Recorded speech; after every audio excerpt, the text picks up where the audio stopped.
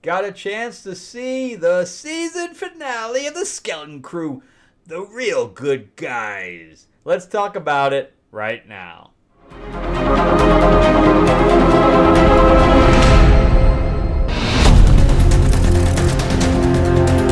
Welcome back to the channel, everyone. Thank you so much for spending time with me as we rant about movies, comic books, and television shows, as well as the occasional board game. I am your host, Frank Zanka. I'm an award-winning screenwriter, novelist, and comic book writer, as well as a filmmaker. And yeah, let's talk about the Skeleton Crew. I really like this series, although I am of the opinion that they could have removed all of the Star Wars elements and it would have been exactly the same show.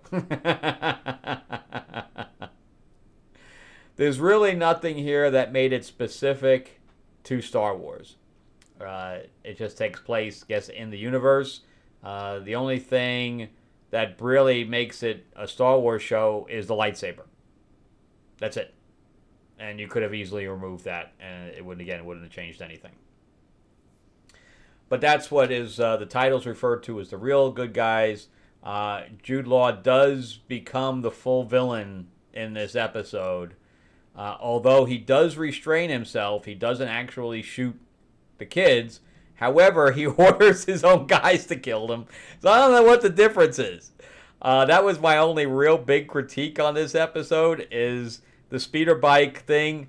I mean, they were getting shot at galore.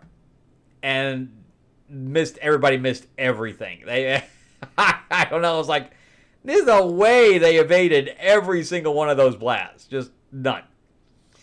But I like how all of the kids had their own thing to do in this, and they all stepped up above their parents.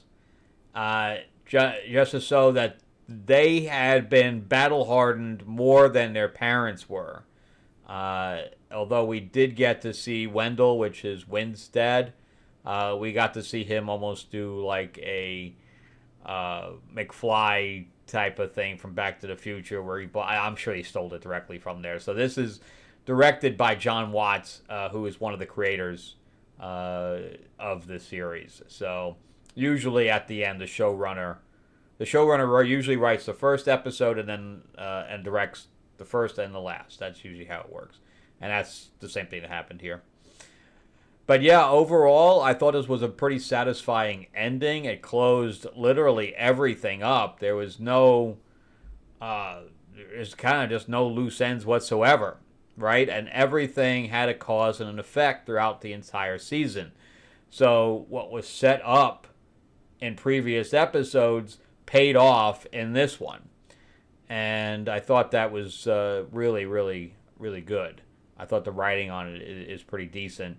And again, everybody stayed true to their form, where, it was, in the beginning, it was Wim that was kind of, took all the chances and everything like that. And by the end, it was Fern who took all the chances. And then you had, KB at the end, who was basically running the entire. Well, she wasn't returning the thing on her completely on her own, but pretty close. But again, I thought the acting was all good, and yeah, Jude Law was pretty hateable by the end because he was like, "You guys all work for me." Then he's like, "Why did you do all this? What did you think? Did you think that everyone was going to rebel against you, trying to be a dictator?"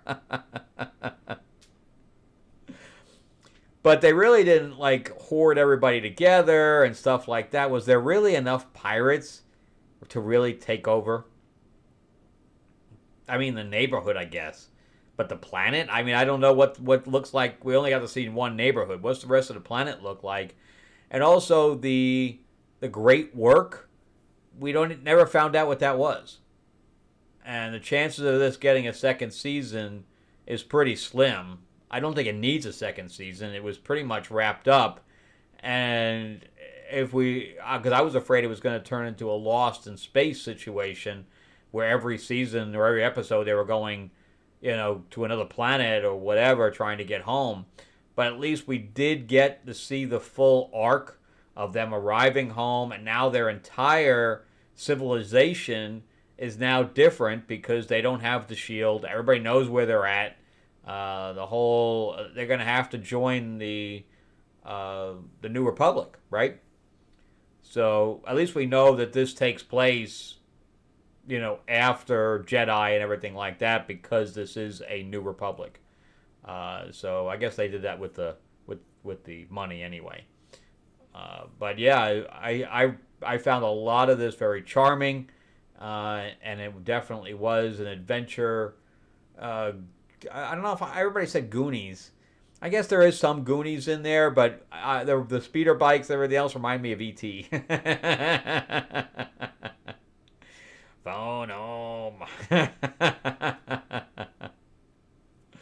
But anyway, before we continue, I do want to announce that if you are a comic book reader, I am going to be doing an interview with a couple of other independent comic book creators and Jeremy Adams. Jeremy Adams is a DC superstar writer. He is currently writing Green Lantern. He is writing Aquaman. The first issue just came out.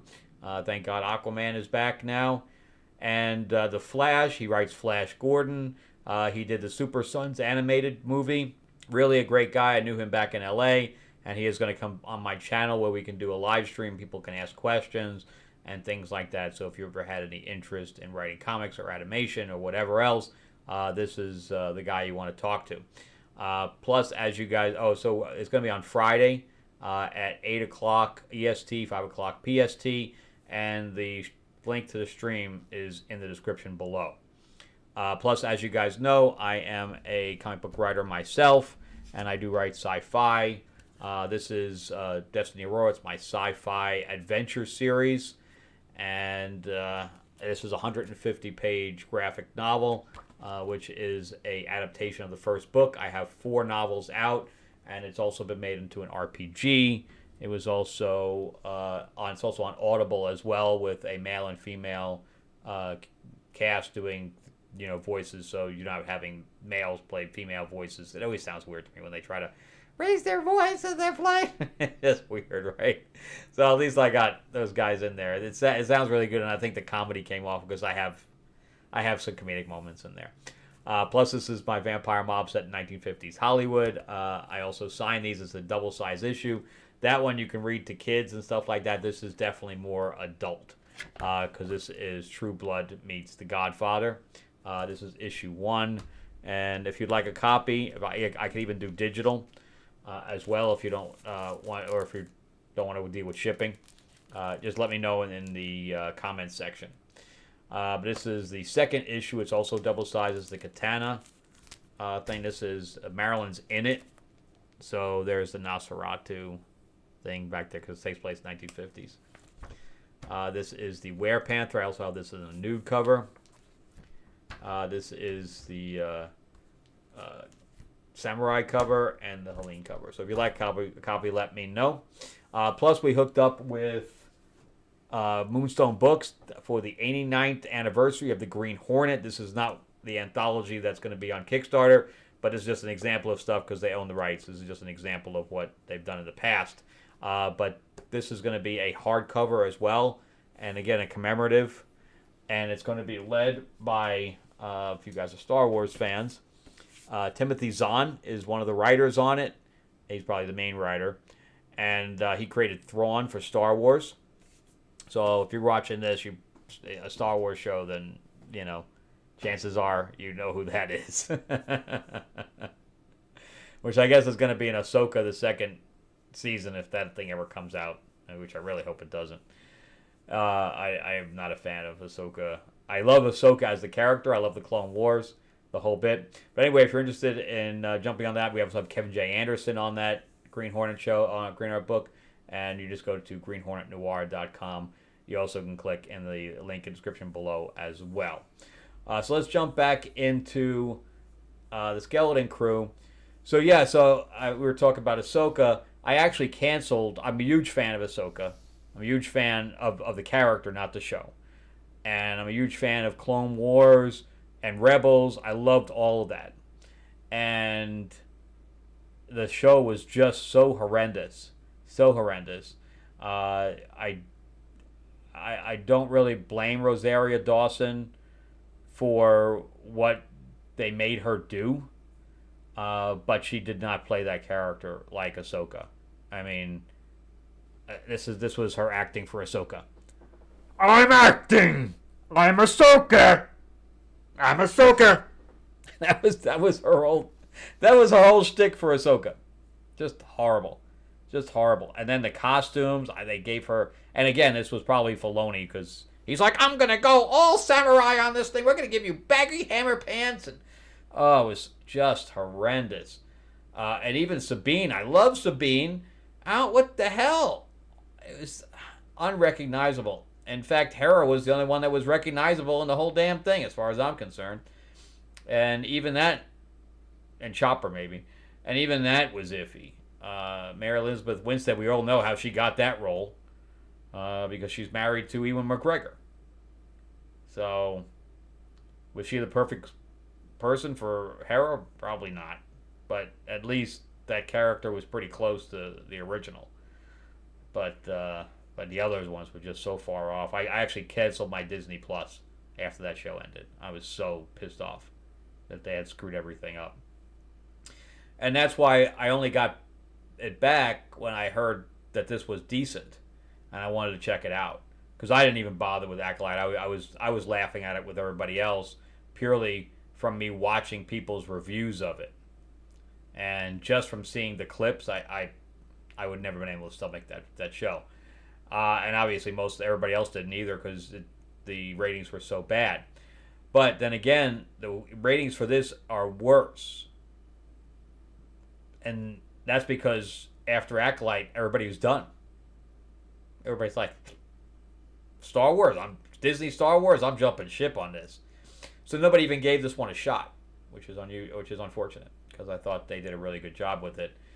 So I'm glad they wrapped it all up for the most part. Of course, again, like I said, we didn't get to see what the great work even was, which I guess they could have gone to a season 2 with that, but I think a season 2 with this would be pushing the envelope too far because there really is no plot device or plot thread that's left dangling at this point. Unless they had a whole bunch of other pirates keep attacking the planet, but the ship is gone.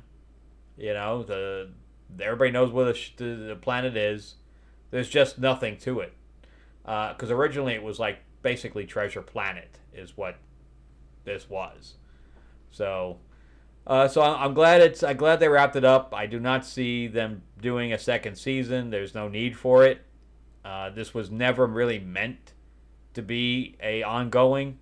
I'd always had, because you can't keep kids out in space. It just doesn't work. And it's not like they could just, if they do, well, now we're gonna have the parents go out in space with them. Then you just have Lost in Space. I mean, you have Lost in Space. So it doesn't really work. They really, the only way they could do a second season is they recast everybody. That's what I would do. If they're going to say, okay, we're going to do a second season, but now the kids are all teenagers and they're going off on their own, where it's, 10 years later, that's the only way they could do it. Because the kids cannot exist on their own. They just can't. And they were pushing it as it was. And without Jude Law there to protect them all the way through, they would have been dead 100 times over. So, because they can't really lift anything. They can't fight. You're not going to buy a kid fighting an adult. It's just not going to happen. That's why Robin doesn't work if you take him out of the comic pages, because he's too small, right? You put Damien and not make him a full teenager? There's no way that works. So yeah, if that would be the only way, if they took it 10 years ahead of time and now they were all on a ship together. Because even Neil stepped up in this one. He was even battle hardened, which I really appreciated. He's like, no, I'll cover you. I'm like, whoa, Neil is offering to go into danger? Wow, okay. So, but he knows how to run, too. He got out of that turret so quick. Anyway, really good show. I'm going to give this probably the same thing I gave Superman and Lois, which is an 8.5. I like this a lot. I thought this was a really good adventure for the whole family. Anybody who's young at heart can really appreciate this, as far as I'm concerned. All right, that's it from me. Thank you guys so much for watching. I greatly appreciate it. Remember to give me that like, give me that thumbs up if you can. Plus, remember to subscribe. Did I say it already? Anyway, I said it so many times. Ring that bell. Ding ding. So I have to say it again. I am trying to grow the channel out, so it'll get you notifications when I put new reviews up. I am going to go see Wolfman. Plus, remember, too, that the link in the description below will also have the Jeremy Adams interview.